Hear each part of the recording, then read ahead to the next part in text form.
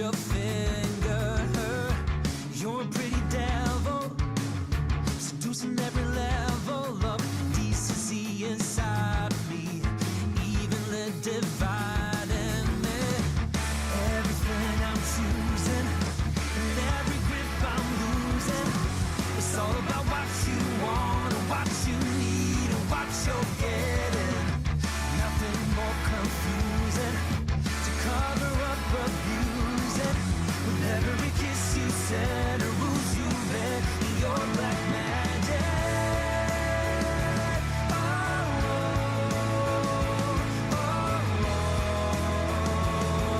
oh, black magic. Oh,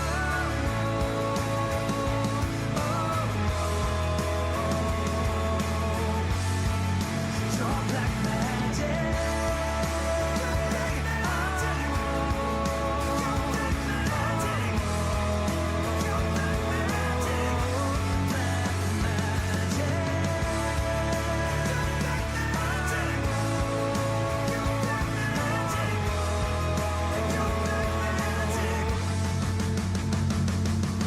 Don't you give me your black magic. Don't you give me your black magic. Don't you give me your black magic. Don't you give me.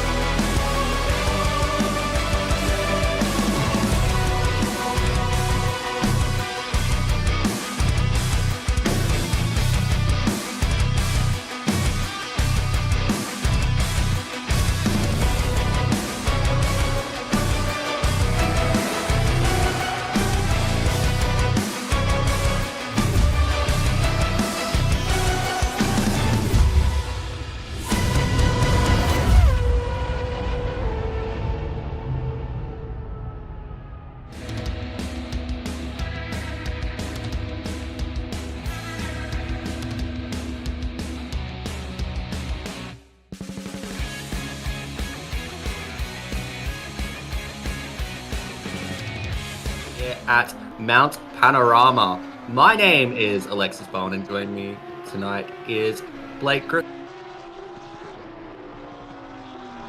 To be here in the booth with you for what is a fantastic track. How are you doing, Lexi? Yeah, doing really, really well. I love this circuit. It's so technical, so tricky, and we always get some great action here. And we've got 75 minutes coming your way. For split yellow, and of course we've got split green happening a little bit later at 9:15 Australian Eastern Daylight Savings Time.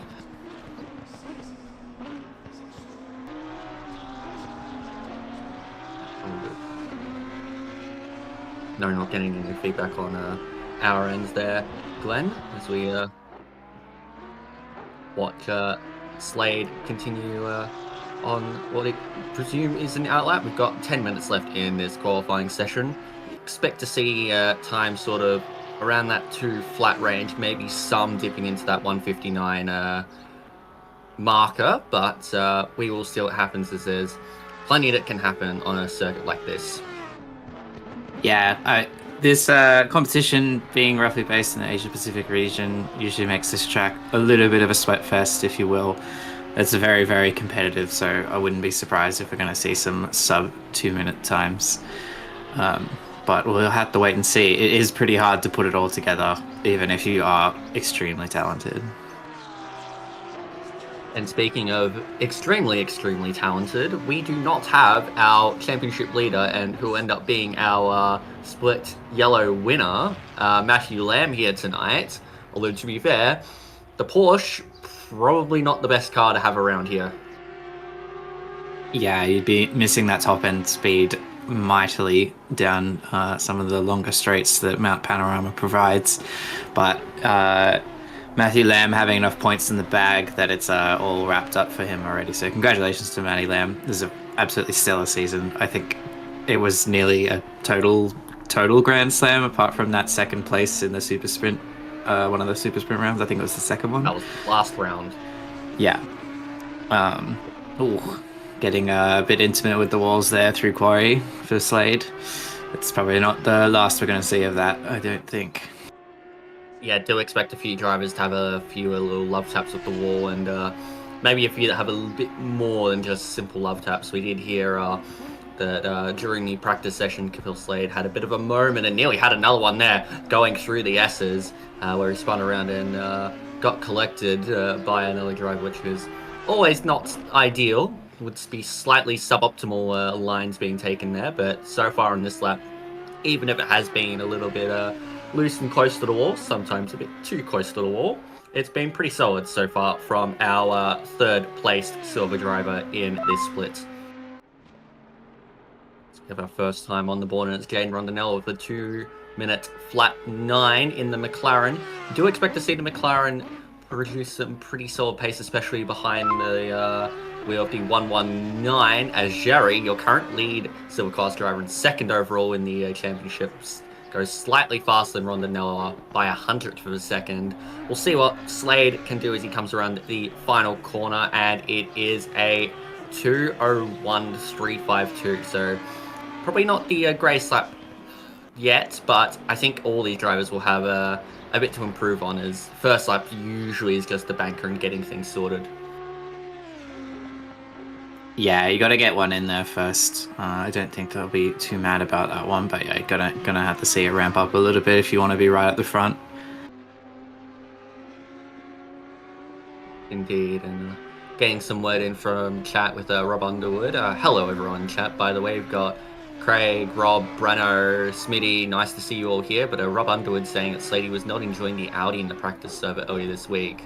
So it'll be interesting to see how exactly he goes. Well, right now he's fifth, as Tony Spence in the 420 McLaren did say the McLarens would have some solid pace. Well, so far, McLaren 1 and 3, and they're both Pro-Am drivers. We haven't had anything from the 3 Pro drivers we have in the split, Britt, McDowell, or Johnson, just yet. Yeah, Paul Britt and Paul Kranich as well, actually still in the pits, which is interesting. Maybe they actually explicitly want to start from the back. T1 is called Hell's Corner for a reason. It's actually not because it's hell, but it does end up being a bit like that pretty often. Luke Johnson just going a fair bit quicker than everyone else, actually. We were only seeing very, very incremental improvements, but as you were saying, we were looking out for Luke Johnson's time, and he has arrived. Yes, indeed. That 2 flat 3, and Rondinello improves and gets a bit closer. Seems to be doing quite well at Bathurst this weekend. This week, I should say. It's not a weekend race. Should be used to it being Wednesday, Thursdays, as Jerry improves to just behind Johnson. So that Mustang, as we would expect, has reasonable pace. Probably more so on the straights, the main ones here being Mountain Straight and Conrod Straight. Say it's a bit more sluggish over the top of the mountain, whereas the McLaren, complete opposite, will be an absolute beast when it's running through these corners, as we see here at the Great and in towards Solomon Park and McPhillamy. McPhillamy can be one that catches a lot of drivers out. You can see the McLaren getting quite loose, but Johnson driving very, very well. He's 2 tenths up as he goes deep into the S's. That's going to compromise his line. And he manages to hold it together for the most part. Didn't quite get the apex at the dipper, but manages to get through the other side okay. So he's lost a fair bit on this lap, but will still have a bit more to improve upon. Nice line into Forest Elbow, but loses a lot of time on the exit. That's pretty common around here. And now it's the long run down Conrod Straight towards the chase.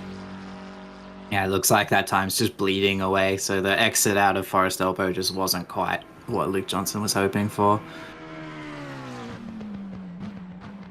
he breaks around the 150 board, I would say.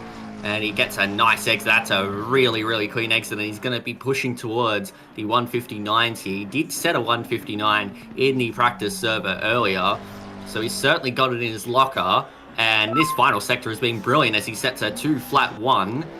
Puts him even further ahead as we now watch Benjamin Piper, who is 3rd overall in the standings and 2nd in the silver class. He's in a brilliant fight with Jeremy Sherry, separated by 14 points, but crucially, both have significant drop rounds up their belts, with Jerry having a 96-point drop round and Piper an 85-point drop round. So they need some big results if they want to overturn that, as this has been a brilliant lap in the Bentley from Piper, and he comes up to the line at its P3 just behind his championship rival, Jeremy Jerry.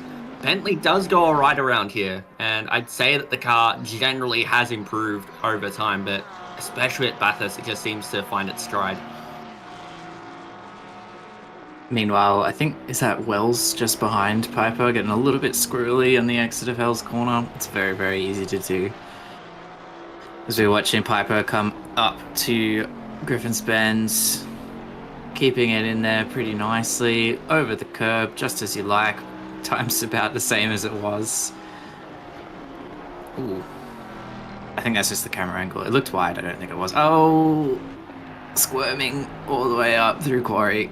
And yeah, we're bleeding time, and he's had enough of that one. Might come out. He'll get one more if you can get out there pretty quick.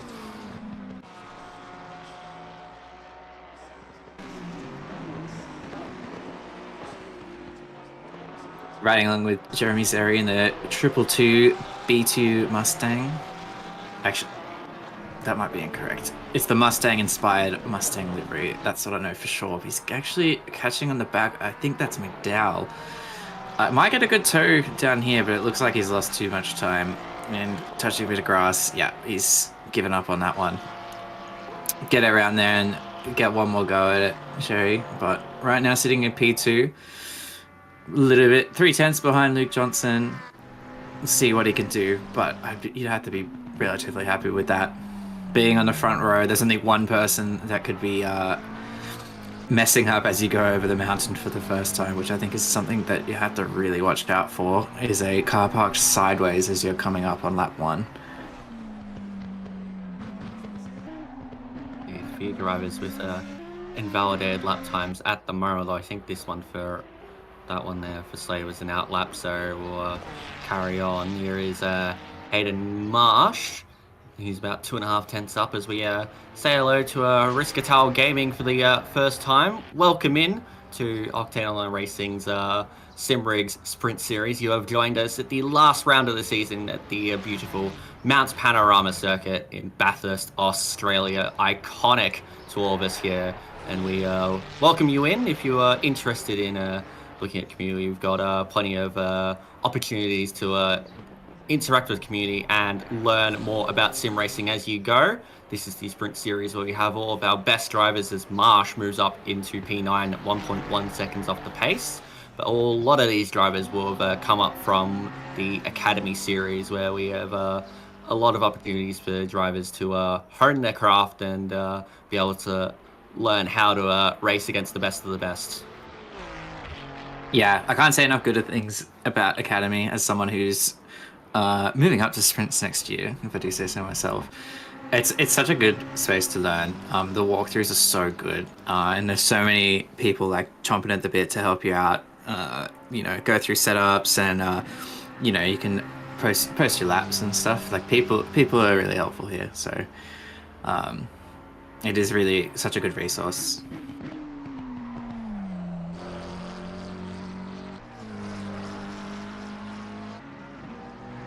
Now the big man Rondinella in the 88 McLaren, currently sitting a little bit down, not too much, still time to be made. See what he can do. I believe he said he has achieved a sub 2 minute in the past. He said he did it one time though, so I'm not sure if it's fair to expect that from him, but it's P5. I think he'd be pretty happy with that regardless, so let's see what he can cook up on the last lap. Indeed. So Rondinella now coming Excuse me. Coming down the dipper now. He's lost a little bit of time, but I reckon there's time to gain for him out of Forest Elbow. Been doing well so far, but he'd want to get ahead of fellow Param driver in the Ferrari, though. Wells there. In fact, Spencer's just gone ahead, so there is now a McLaren in between them. The 420 McLaren Spencer's doing very, very well, I'd say, towards the latter stage of the season. He's shown some great driving performances. Probably hasn't got the results for it, but he's still sitting second overall in the Pro-Am Championship and seventh in the outright standings. So solid season from Tony Spencer. I don't think Rondinella is going to find the time, so it will be P6 at best for Rondinella on the grid. I would dare say does find a little bit at the final corner, but it's not enough for an improvement.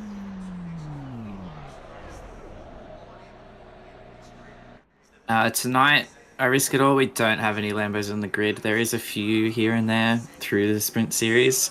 I drive the Lamborghini though, so there's that.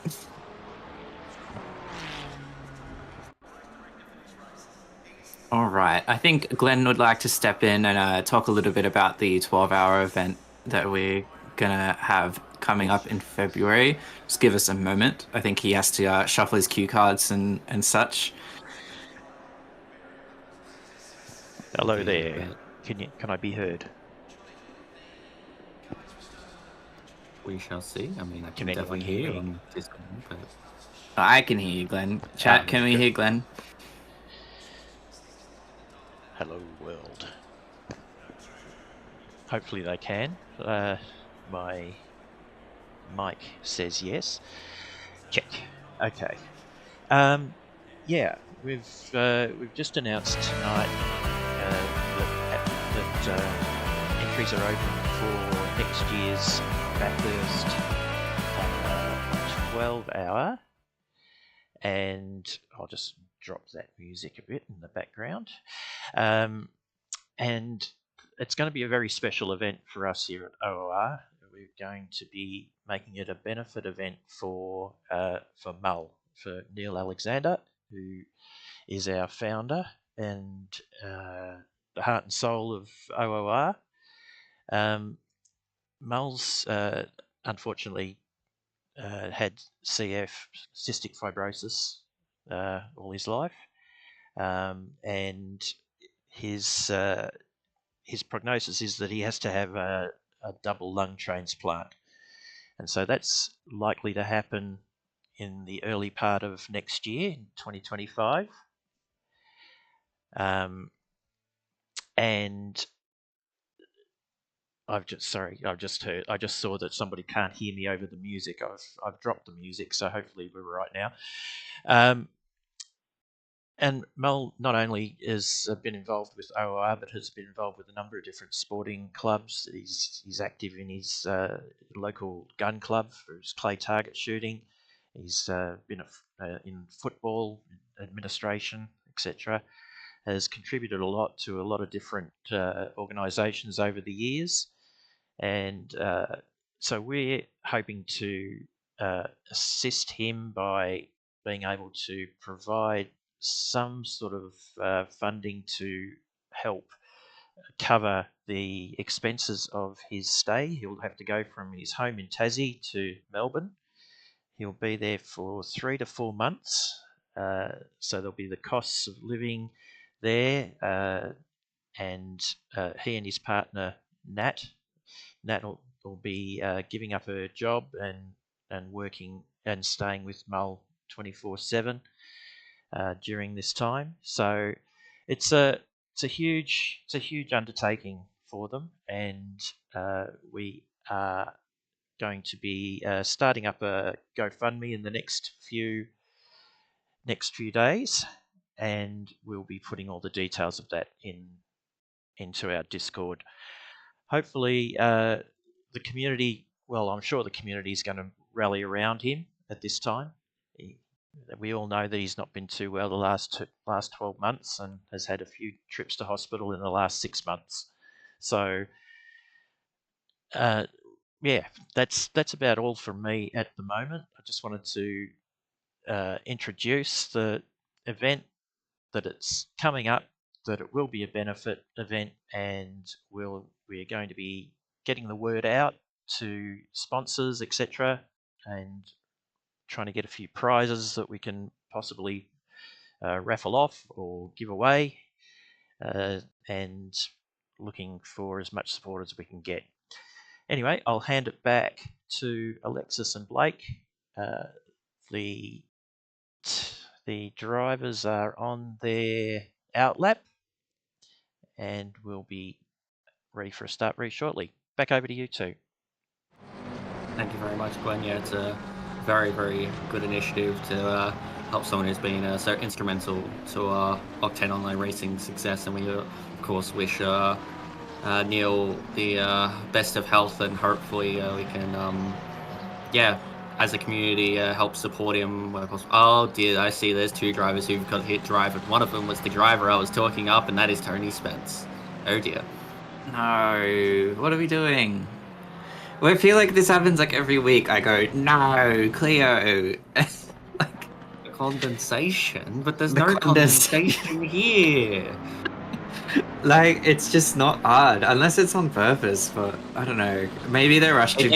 I wouldn't say it's on purpose. If it's on purpose, then that's just stupid. But hey, I mean, some people really want to avoid that T1 carnage, but I don't know. I mean, maybe they're running off to do the nervous pee. I usually have to do that before a race, and they're not back in time. That's my theory.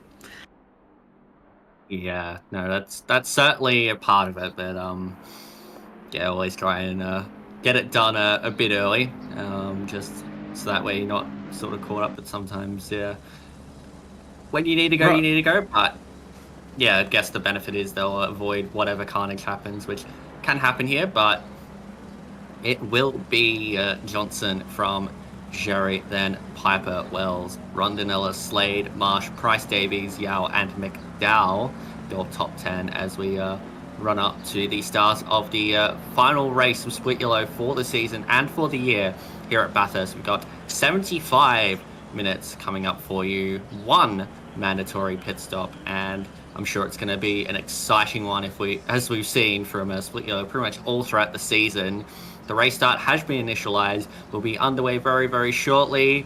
And we are green. It's a good start there from Johnson. Jerry's been caught napping. That's going to allow Piper up the inside. They're going to go side by side through turn one. But now the Mustang is going to get a great run out of Hell Corner and run up towards Griffin's Bend and retake second place.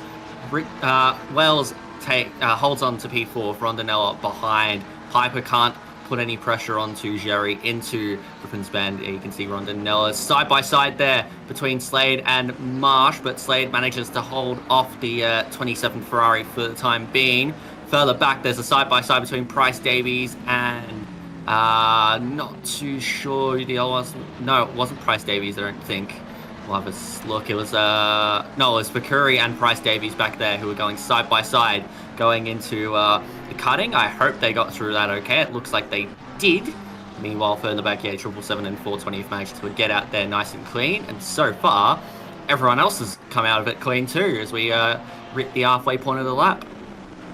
Yeah, glad to see everyone pretty well behaved through there. I was a little bit nervous when Marsh was having a bit of a look to go side by side through Griffin, which is tricky. Luckily, nothing too bad came a cropper. Here we now see Slade on the back of Rondinella. That Audi should have a bit more straight line speed than the Macca. We'll see what it ends up being like as we run down the straight, although you'd say that the Macca's running basically no wing. There'll be a few cars that have a bit more engine power, a bit more grunts. They'll be running a touch more wing just to keep it together on the mountain. Johnson, meanwhile, has gotten off to a great start. He's 6/10 clear of Jerry, who's using that Mustang's engine straight line speed to stay ahead of the Bentley of Piper. In fact, it's just starting to close in on the McLaren of Johnson as we go through these sectors that maybe aren't as complex or turn heavy. But you can see that Jerry has good pace at the moment, and with a good enough run out of some of these corners, he might be able to challenge for the lead against Johnson. But I think going over the mountain, Johnson will just break too far clear for Jerry to do a huge amount. Yeah, I think we're going to see a back and forth probably all night, provided they stay next to each other. Whereas you said that Mustang is going to pull close on the straights, and then the McLaren is going to pull away a bit over the top of the mountain. Just the way that the characteristics of these cars. Piper still nice and close. These three look like they're already breaking away from the rest of the pack, though. Yes, 1.5 seconds clear of Wells right now, so they're all doing very, very well. Must say though, I think Jerry probably has the easier time of it, because with the straight line speed advantage he has down the straights, he doesn't really have to do a whole lot. And there we go. That's just what I was about to get onto. It's very easy to gain time on a straight, but it's so easy to lose it all when you're fast in the corners. And we just saw that there from Luke Johnson, who has binned it straight into the wall at the S's going down the hill. And that is F fire trucked. There we go. No, Johnson, you can't be binning it on lap 2. It's just so easy to do. It's literally so easy to do. And especially over Skyline, like everyone in this chat has probably driven this track. You know how sketchy it is. And you just like, you get on that. Yeah, you get on that curb. Oh, why has he done it like that? He's get out of the way of the cars behind, I think, and he's gone a bit quick there, but has managed to stop it and get into the pit lane. I think under the speed limit. Got a little bit of a lag spike there, but I think it should be okay. But either way, gonna be a long time in the pits, and I guess the good thing is that with an hour and 10 to go, he can probably just fill it up, fix the car, and just go straight to the end. Really, it's just whether he can hold on to those tires. Does that put Johnson in danger from McDowell? Because Johnson's drop round is only 18 points. That would probably put him under a little bit of pressure. The gap between Johnson and McDowell, net points wise, is what looks to be about 78 points. And Harsh Kumar is saying that he thinks he entered the pit lane at 53 kilometers an hour, and if he did, that's going to be another penalty, and you would dare say, well, that's probably going to be the drop round. I hope not. That would be too much for this little heart to bear. I think I've been rooting for Luke Johnson like all season. I don't really know why. He's been pretty magical in the wet. I think I also really like the livery. He's had a few issues as well. It's been a bit of a shaky season, but he's still put together some good results. So I hope there's no penalty coming through for a pit infringement. So we're on board with Slade, who's now up to P4 because of that Johnson misfortune, and all over the back of Wells, who actually might get around here because that Ferrari is apparently a bit sluggish on the straights. Yes, it is. So we'll see what happens, but you have to really come out late as we run into the chase. He's going to have to go to the inside, but Wells expertly defends that line. But does he go too deep? Can Slade get the switch back? He does, and he gets the run. Will he be left the room? Yes, he is. Now, that gives him the optimum line going into Murray's corner. Up the inside he goes, and Kafil Slade is up into P3. Can Wells do anything on the exit? No, he cannot. That is a great move from Kafil Slade. Oh, Wells having a look down the inside, though, for Hell's corner. Oh, nothing to be done there. Just trying to scare him there, yeah. I think, Wells. But, no, well done, and a great racing between those two. Yeah, that was, like, pretty textbook in terms of not quite getting it done at the chase, but making the preemptive moves to make the move at Murray's. So really, really nicely done from Slade. He's left the door open, though, and Wells is right back through, but they've made contact in the middle of the corner. Slade's gone wide, and looks like Wells has redressed that, but now Rondinella, he's going to have a go up the inside of the cutting. There could be contact there, but he backs out of it, and now that looks like Marshall nearly got into the wall. Somehow they're all pointed in the right direction, but that could have ended a hell of a lot worse. Yeah, cutting, not the place to get it done. I think once you're past Griffin, just forget about it. Unless someone's turned around on the track, you're not passing them. Yeah, that's basically it. You either pass someone because they're already turned around, or because you've probably turned them around yourself once you get towards the cutting and all the way through pretty much to just before Forest Elbow. Because you can get moves down Forest Elbow, but you really have to get the elbows out. Yeah, I think it's, when I say that, it's not so much that you literally cannot, but in the essence of self-preservation, it's not advisable. It's probably slightly suboptimal going for moves at those corners, to say the least, but either way, they did manage to get through there okay, and Slade, despite being caught napping a little bit by Wells, has managed to get away with it, courtesy of a bit of contact from Wells and the ridge resting there, as now we see Jerry really starting to light the times 2:01.1, and he's breaking clear of Piper, so it looks like Jerry probably did have the pace to go with Johnson, but yeah, unfortunately for Johnson, he's just been caught a little bit there. Fortunately for him, he hasn't been lapped, so he can just run at his own pace now, Ken Johnson, as that is Kidman being overtaken by Britt, who is one who could work his way into this race here. Paul Britt, very, very, very fast. He's only taken part in 2 rounds so far this season, so he's a long way down in the championship, but I reckon he's out there just for a bit of fun tonight, and he'll just see what he can do. He's changed cars to the McLaren. I believe he was in the Audi earlier in the season. Maybe he just wasn't particularly agreeing with it and decided to take a few rounds off. But it's good to see him back on the track. It's a good car for a good track as well. Yeah, certainly. Now, good question coming in from Harsh Kumar. Johnson could have gone with the tyre change, or McLaren make 7 minutes on full tank. Yeah, he has not taken a tyre change, so I don't think he's confident on the McLaren's ability to go that long, or perhaps hold on to the tyres, especially in the heat of the day, although only 28 degrees track, so I think it would just be down to the time in the end. And yeah, look at that, Johnson 2:01.1 there, so very good time from him, and that's the fastest lap of the race. We have McDowell back in the pits.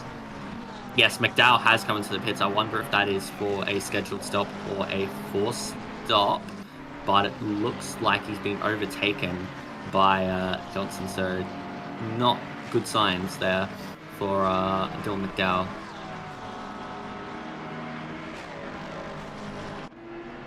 I don't recall a yellow though, that's odd. As Jerry continues to set the pace at 2:09. That's a really solid lap time with the higher fuel loads that they're running in this race session compared to the qualifying. So the Mustang with good pace, as we are on here with the pink Mustang of Kidman. It looks like Britt was having a look at Yao, but couldn't get it done, I don't think, but should have a nice run going up Mountain Straight and up towards Griffin's Bend to potentially do something about it. Kidman is also getting put under a little bit of pressure from Price Davies, which should be safe for another lap. And there we go. It did look like Britt was getting to the inside and is through on Yao. So McDowell's out of the pits and he's taken tyres, I believe. So that's interesting. Yeah, but the problem is he's being lapped in all of this. I guess, is the thinking just to be in clean air for the race for a long time? That's the problem, though. You're not in clean air because you've been lapped. Yeah, look, I don't know. I'm trying to make sense of it. It doesn't make any sense to me. And it would have. The only way I can see it happening this early on is if you've been forced into the pit lane with some kind of incident, because it just doesn't. I don't know. Maybe not enough fuel or something, just an error like that. Like still on quali fuel.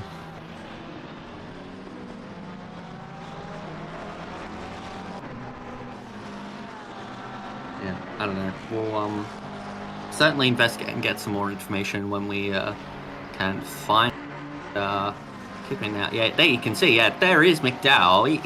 He's caught up right in the middle of this traffic. I just don't get the thinking here. I don't understand it.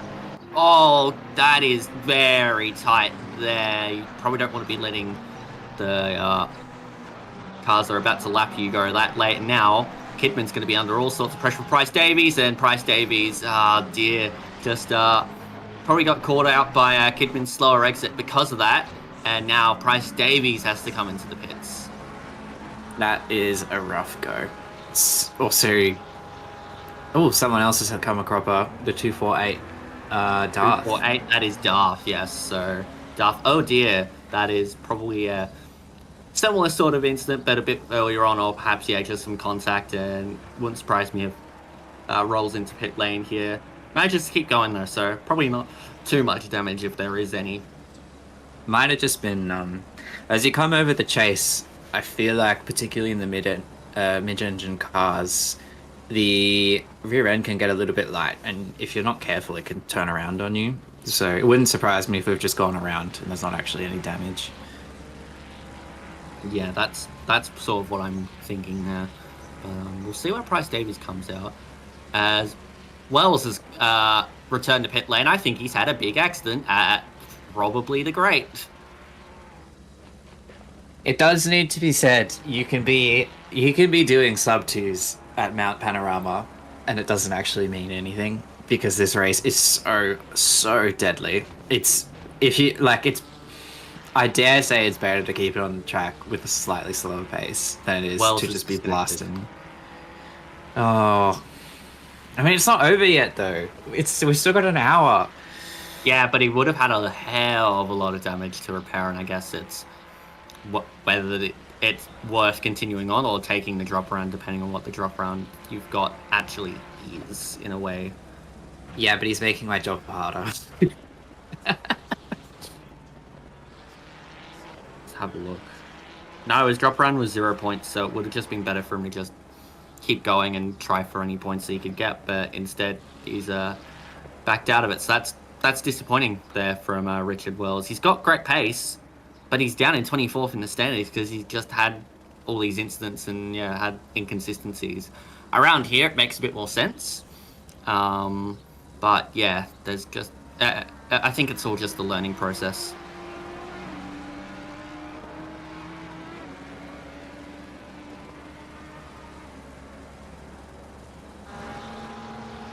I mean, there's also, you get points all the way down to 30th, and we don't even have 30 drivers. So yeah, that's the thing. Yeah, like he still would have had 30 points on the board. Yeah, no, 30 is nothing to sniff at either. Like again, as I was saying, it would have been better for him to keep going. But I guess when you have incidents like that, it can sometimes be a little bit tricky to get yourself back into it. But again, we don't really want to be seeing drivers disconnect even when they have those tough nights. It can be hard to keep going, but it's always preferred if you can. But again, that's nothing that we can really control from the comments box, and it's not really worth dwelling over it. Oh no, it's okay. The race goes on. Yeah, there's still 19 drivers out there, so it's not an issue as we watch. Looks like Fakuri there getting put under pressure from Yao. Yao is 3 tenths behind. That's a very poor exit out of Forest Elbow, so we'll drop a fair bit of time. Paul Britt's on a great run at the moment. He's up to P6 and is 2.1 behind Marsh, who is having a great race, must be said. Hayden Marsh, who is freshly promoted to the Pro-Am class for this season, if I am not mistaken. And he's taking that in his stride, and he's doing very, very well. It's Hayden Marsh. I just want to say, I absolutely love this livery on this car. It's so good. I love the cell shading. Yes, it's a Borderlands-inspired livery. This one, I believe, the Taco Sport entry. So it makes sense that it has all the cell shading on it, but it's about to be put under a lot of pressure from the Pro 37 car of Paul Britt, who I believe started a lot further down. Probably just, want to have a bit of fun with this. And lap times he's saying 2:01 flat. That's very, very quick. About the pace that what Jerry's doing out front, although Jerry's fastest lap is in the 2 flats.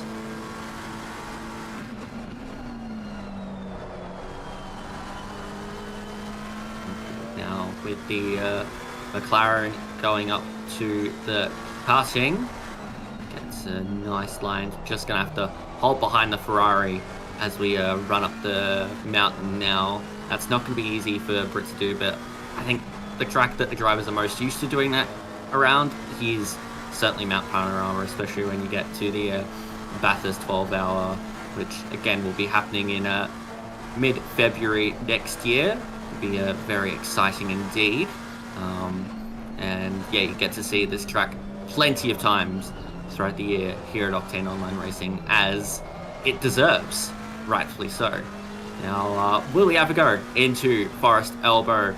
Will we just hold out? I reckon he's got the pace to just wait it out and slipstream the Ferrari down towards the chase and get it done there. If he doesn't get it done there, this pressure that he's putting on, I'm not sure if you noticed, but there was quite a few mistakes from Marsh up the mountain. We bounced off the wall up near Suleiman Park. We were a bit wide in a few different places. The pressure is definitely getting to Marsh. No! I could see that happening from a mile away. From a mile away. Just a little bit impatient there from Paul Britt. He just tried to go for it when he saw the gap, and that gap was always going to close because he never really had the authority of the line. So unfortunately, that one there is all on Paul Britt. Looked away for half a second to check the name of the corner, and I missed that. I missed most of that. I saw the spinning, and that's it. Well, Head Marsh, he continues on, but he's going to be not happy with the McLaren there. So we'll see what happens, but I think, there'll be an invoice coming the way of Paul Britt for that one.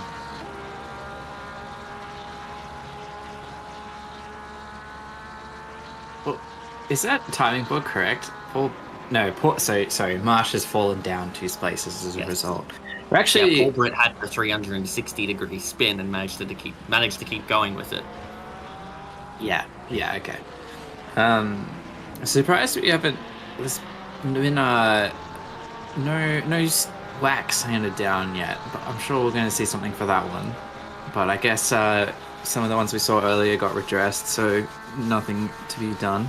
Just used to seeing so much more. I'm like, where are they? Where's my wax?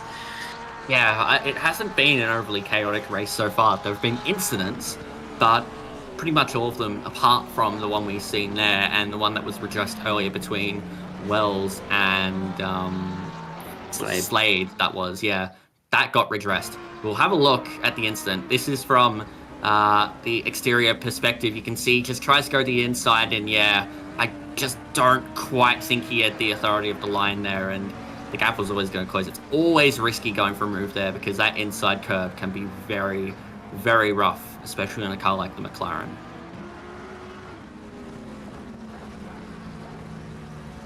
Thoughts, Blake? Did he was alongside though. I'm not saying I fully disagree, but I don't know if it's as cut and dry as that. But I'm newer than you, so I would bow my head. But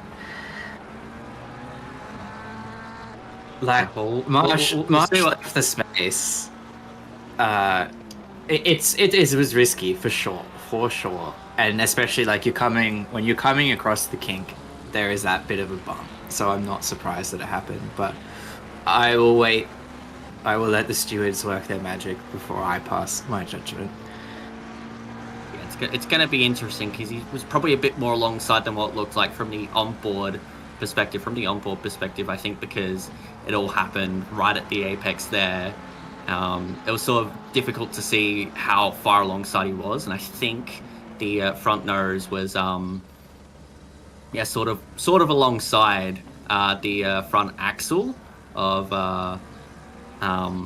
was it Marsh there, but it was still probably a bit overzealous from Britt in the end.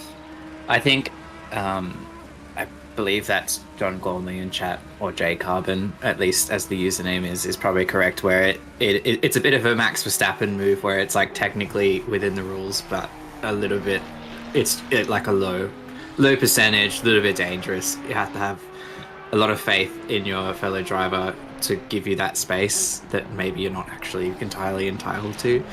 So as I said, we'll wait and see what part is passed down by the stewards, but we will see what happens. But right now we still have 52 minutes left in this one. Jerry has a 3.2 second lead over Piper. Slade has extended his advantage over Rondinella to 3.4 seconds, and Britt is still closing in on Rondinella. The gap between those two is now 2.1. So Britt does have a bit of a cloud hanging over him at the moment, but I'm sure the stewards will clear that up in a short order, whether it be through a penalty or through a explanation in the chat. But either way, oh dear, Lloyd, that is in the fence. Yep.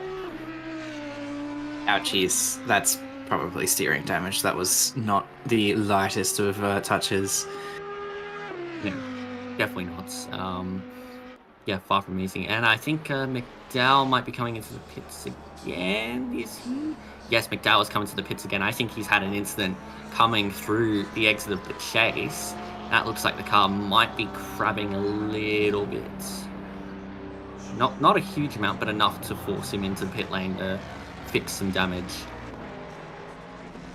Yeah, that's one to forget. Oh, yeah. No, that's McDowell. crabbing. That is, yeah. Oh, dear. Because that is one of the pit box entries of all time. Everyone take a drink. Lexi said the thing. I do probably need a drink of water after all that, you know. Oh. I had to find him. So you can see Zeri's built a bit of a gap. So he's pretty comfy right now to Piper. And Piper's got a mad gap to Slade. So top three right now looking relatively secure. A lot of race to go. See how our boy Jaden Rondinella can do. This is actually probably, this might be his best result all season. Which, happy for him. Yeah, so there we go. Poor Britt getting that 10-second penalty. You called it. Yeah, and I think that's probably a fair penalty in the end. Again, it wasn't technically incorrect for him to go for that move, but yeah, it was probably just, yeah, as you said, low percentage, not the most likely of moves, and we've seen in the past that sort of thing get penalized for much the same thing in very, very similar circumstances. So I'd say that's consistent with how the stewards have called it in the past. Yeah, I think it's a fair penalty for sure. And I also, like, yeah, talking about it as a low percentage move, he probably could have waited another lap and had a better go at it. But sometimes I think the racer mentality takes over and you go, gap car, let's go. Yep. Yeah. Yes, the older Ayrton Senna if gap car. Yeah. So poor Britt gonna have to put the work in if he wants to hold on to that kind of position that he's got. Oh, he's got the pace for it. I have no doubt that he'll be able to shake off that penalty just fine. He's already got 7.3 seconds to yell behind, so I'd say he can definitely hold on to that top 5 position just fine, especially with 50 minutes left in the race. The question will be whether he can still push towards the podium positions.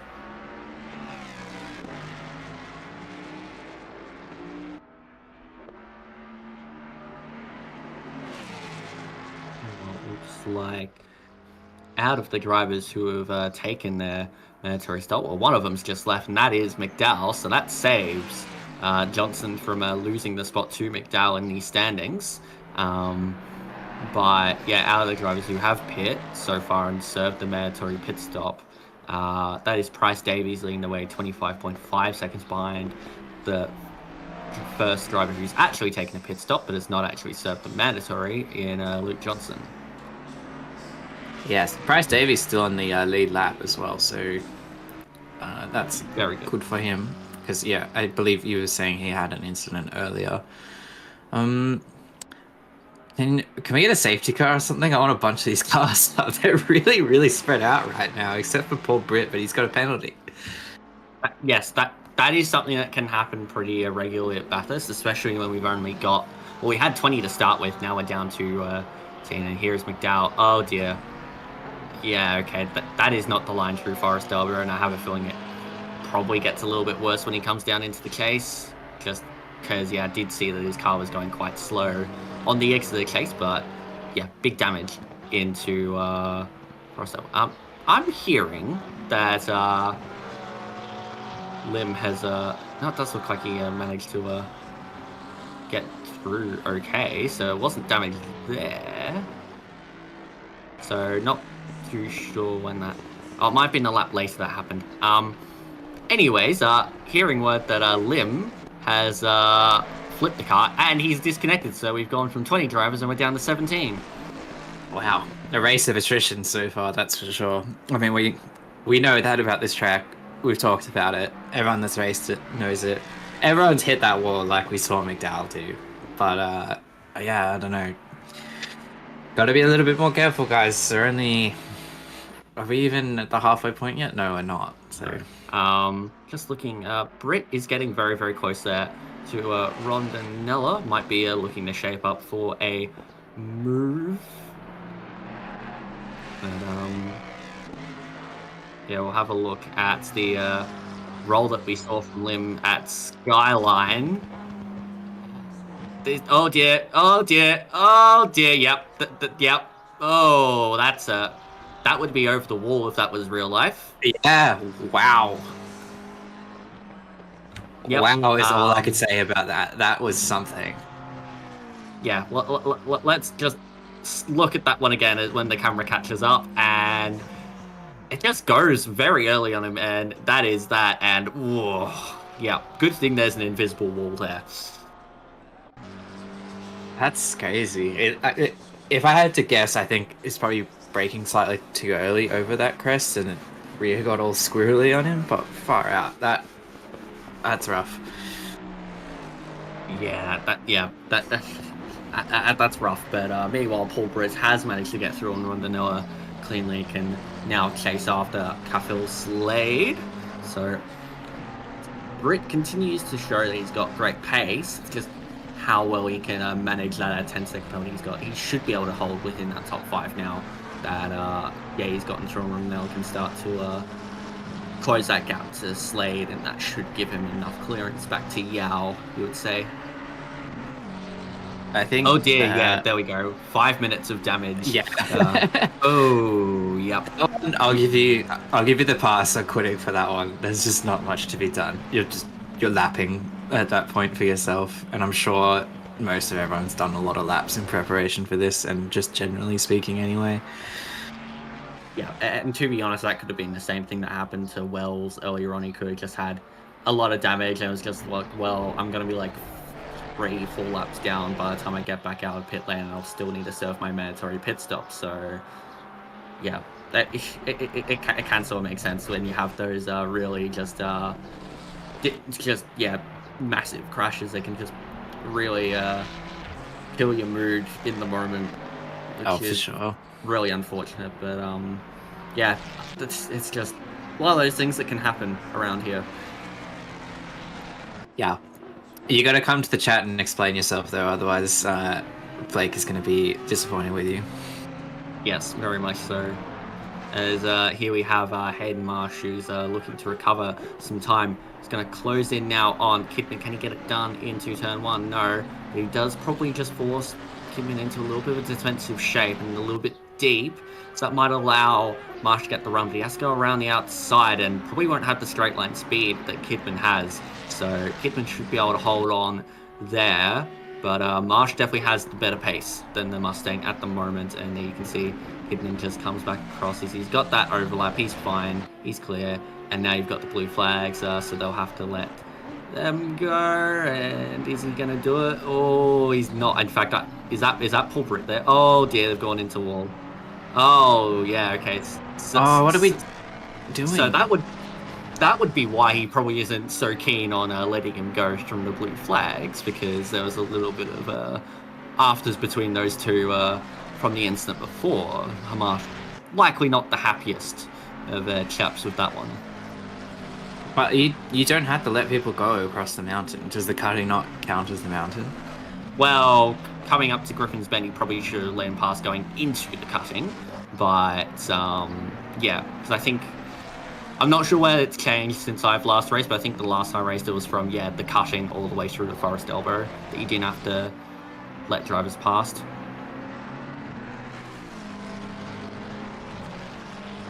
But yeah, again, it could have changed, and it will be up to Stewart's discretion for the most part. But if there was contact between the two and Marsh was sent into the wall again, oh dear.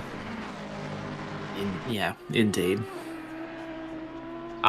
We could have a bit of a Murphy Ambrose fight between the two, just on the outside of the cutting. Of course, we don't condone that sort of behaviour, but given the history between the two so far in this race, it would not surprise me. I don't think I'd be particularly pleased if I was Aiden Marsh right now. No, not at all.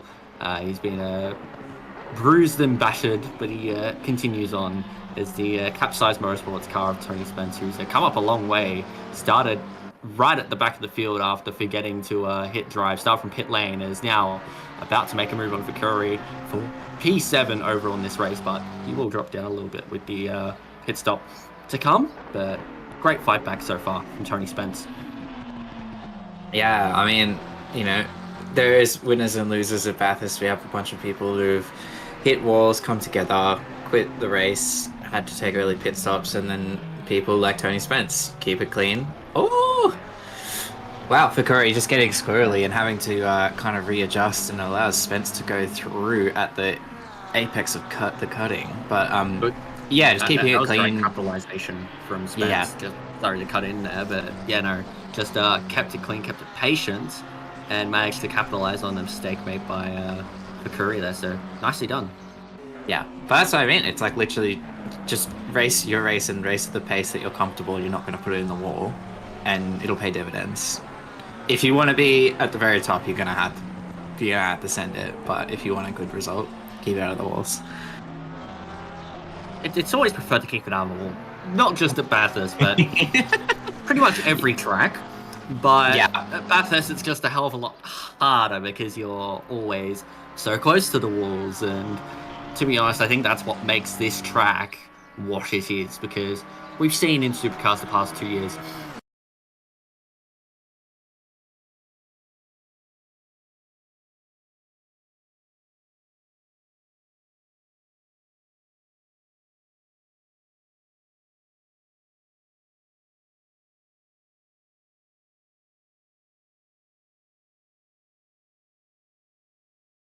I guess, noticeable in a way. Yeah, and I mean, part of it that you miss out on in sim racing is that people hit RTG and there's no problem beyond that. You know, you've seen people in the past in real life will like, they don't see the cars that are strewn across the track and they hit them again, or like the safety cars that come with having to clear those cars. We don't get any of that. The race continues on, so it is a little bit different in that regard. Yeah, I'd much say it's probably more akin to sort of, the Supercars racing we got this year, where there really was no safety cars. Like, we only got a safety car later on, and that was about it. Like, it's just, not a whole lot, but I think in sim racing you still get some intrigue with it all, because even then drivers are still making mistakes, regardless of whether there's safety cars or not. And yes, it is certainly easier to try and avoid those accidents, but sometimes it is impossible, and you do get some really spicy moments. Yeah, definitely, for sure. I think we're just, because the field is thinned out a little bit and it's pretty spread out, when incidents are happening, there's no real collateral damage. Just want to say, Wesley Yao and Fakori coming into the pits for their mandatory stop, so they're done at roughly, it's pretty close to the halfway point of this race now, so pretty standard pit stop. Winton also into the pits. Looks like Fakuri managed to jump. No, yes, he did manage to jump Yao in the pit stop and come out a fair way ahead of where Price Davies was. So that is your more representative leaders, I suppose, from your pit stops so far.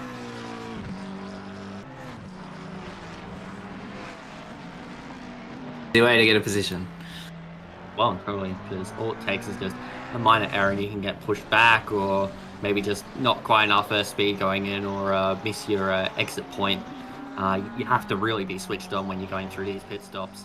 sometimes you can be a little bit too switched on and you end up getting a penalty for it, a la just speeding in the pit lane. So, yeah, don't do that, but if you can get everything else right, you're pretty good. Speaking of, actually, Luke Johnson's never got a penalty for speeding in the pit lane, so Yippee! that's... yeah, good to see. That's very good. And we're halfway through the race, yay!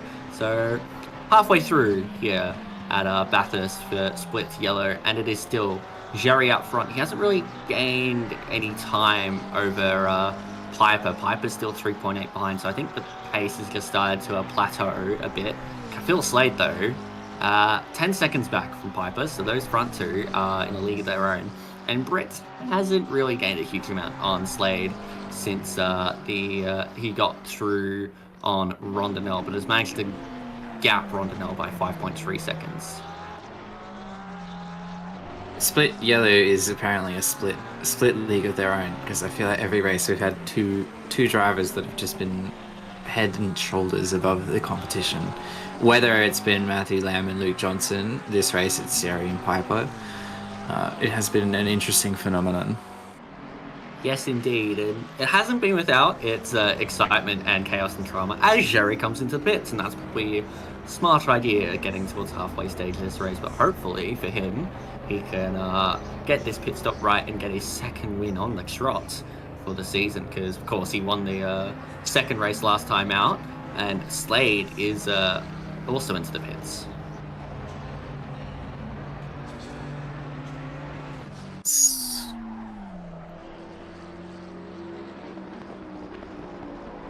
Whereabouts? Oh, Piper's on the screen.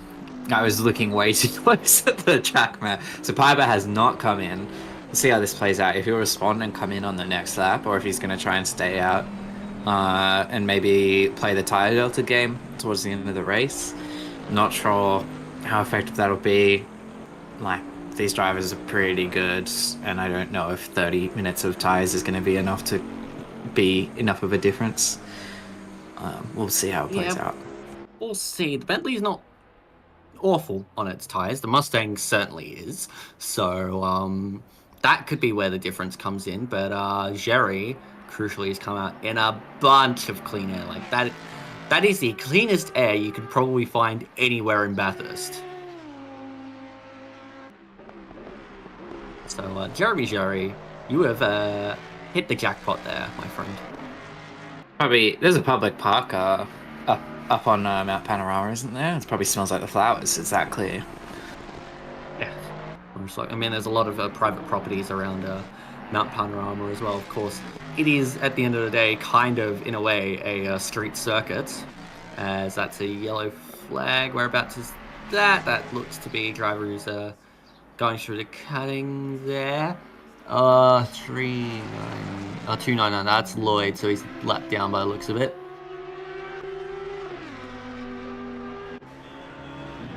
That looked okay though. Continues on.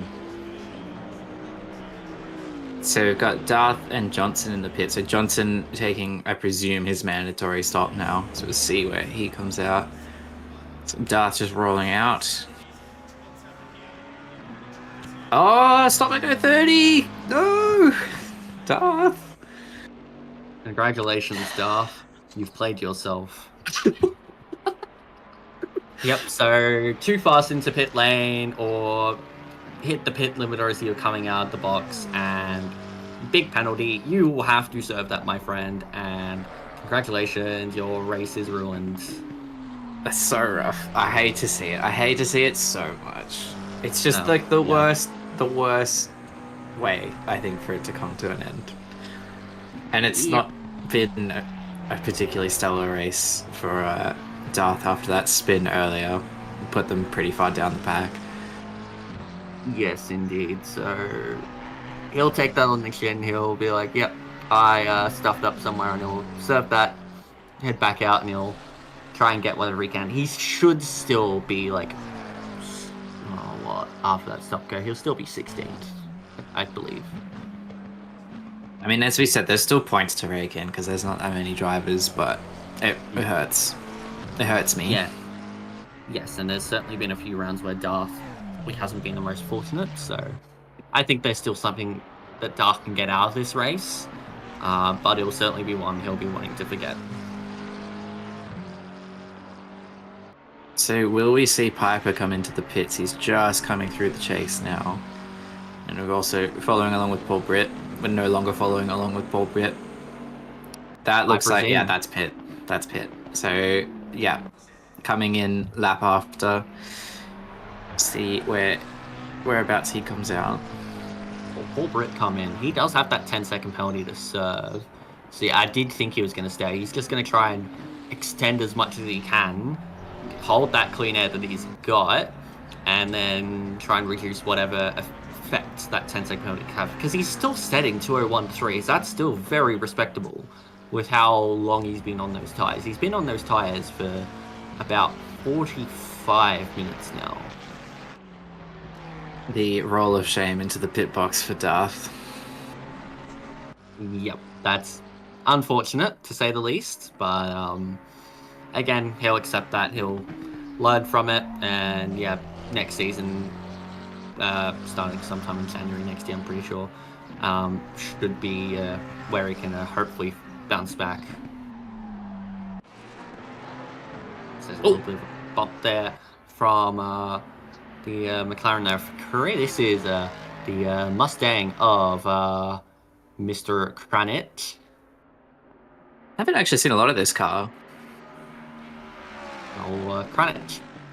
Wait until the final few minutes to come into the pits, although given he's in the Mustang, I have a feeling he's going to be in the pits quite early.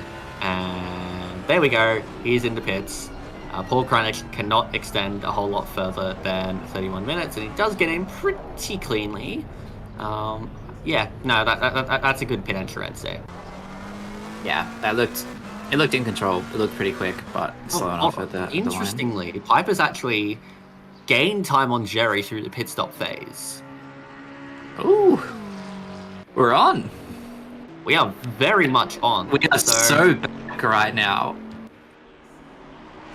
Here we go. So Piper, he is now 2.6 seconds behind Jeremy Jerry and has the fresher tyres on the car. It's just whether he can use that to his advantage or whether the pace that Jerry's got overall is just a little bit too much for Piper to reel in. And there we go. Okay, so Wells had a Wi-Fi issue and didn't want to cause an issue reconnecting. Okay, there we go. So that is what happened to Wells there. There you go. We've got our explanation. Yeah. Wells has come to the front of the classroom and explained himself, so you're all free to go to recess, young man. Yep. No detention for you. That's a shame, though. I'm sorry to hear that, Wells. Yeah. Oh, we're back up to about 3.2 between Piper and Jerry. Yeah, we'll just be the tyres just coming up to temperature still for Piper on that out lap, but I'd say from this lap on, he should be able to start using it. We'll see what Jerry's lap time is coming across the line. He hasn't set the purple lap, but it would have been a pretty reasonable lap regardless, I would say. As Rondinella is now into the pit lane. He's had a good stint out there in the number 88 McLaren. It's probably his best race of the season thus far. Hasn't had too many rounds from memory, but all the rounds he's been in have been pretty rough. I think he's done 5 rounds. Yeah, well, I should probably rephrase that. Many good rounds. Ouch. No, I think it's been a little bit of a rough one for Loop T, but it's a good result here. So yeah, he's 17th overall in the standings. It's not the worst thing in the world, but a good result here could push him up towards, sort of P12. So yeah, I was gonna say he could definitely leapfrog a few of these Pro-Am drivers. Like, his highest scoring round was in round 3 where he got 80 points.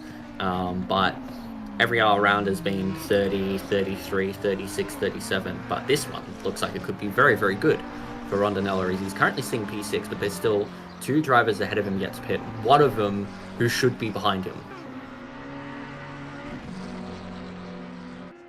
and so P6 is 90 points if you're not familiar. Yeah, so that'll be a great result. Great result for Rondinella.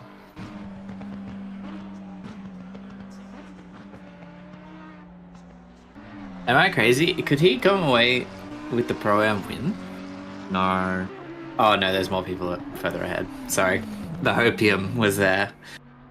No, I'd say, given that Kong's not here, I would dare say that Spence is the favourite for the Pro-Am win, especially with the race that he's putting on, as Britt and Spence come into the pits. So that is the last of the drivers who need to come in to make their mandatory stop. Britt will serve his 10-second penalty in this stop as well. So, and he's got a bit of damage on the side of that car too, probably just from, some of the contact he's had throughout the race, and also some wall scrapes. Yeah, I was going to say, I think the scrape should be red, because I'm pretty sure that's a bunch of Hayden Marsh's car on there. Yeah, well, I mean, it doesn't really correlate to the color usually, but it just, still damage is damage, basically, as we see Spence now coming out. Oh, he's going to be right there with Paul Britt. That's wonderful. Beautiful. And Rondanella has gotten ahead of both. Well, hey, Loopty. Let's go. So Rondanella is now sitting in 4th in this race.